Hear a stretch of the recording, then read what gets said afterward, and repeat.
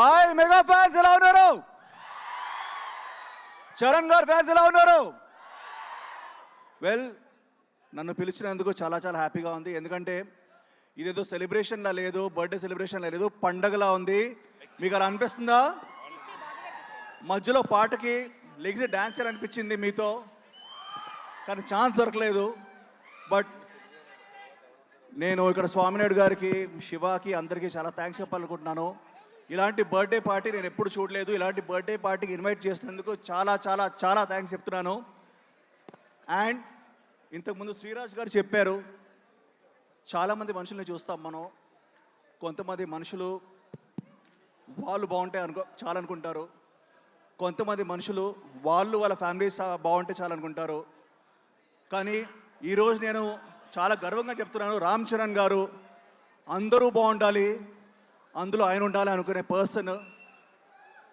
నేను ఈరోజు ఆయన మెగాస్టార్, పవర్ స్టార్ కలిసి మెగా పవర్ స్టార్ అని పేరు కాదు, గ్లోబల్ స్టార్గా he's the got recognition. And world wide ఆయనకు ఫ్యాన్స్ ఉన్నాయి.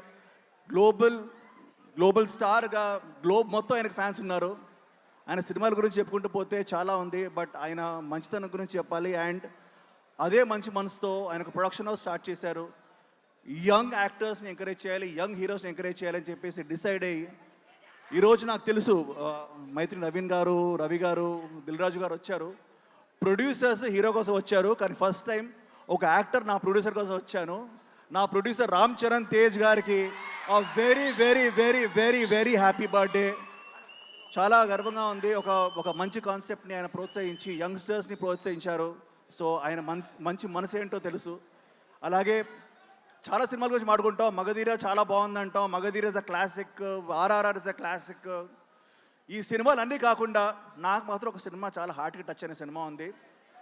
ఆ సినిమా ఎప్పుడు వచ్చినా బ్లాక్ బస్టరే, life long cult classic orange.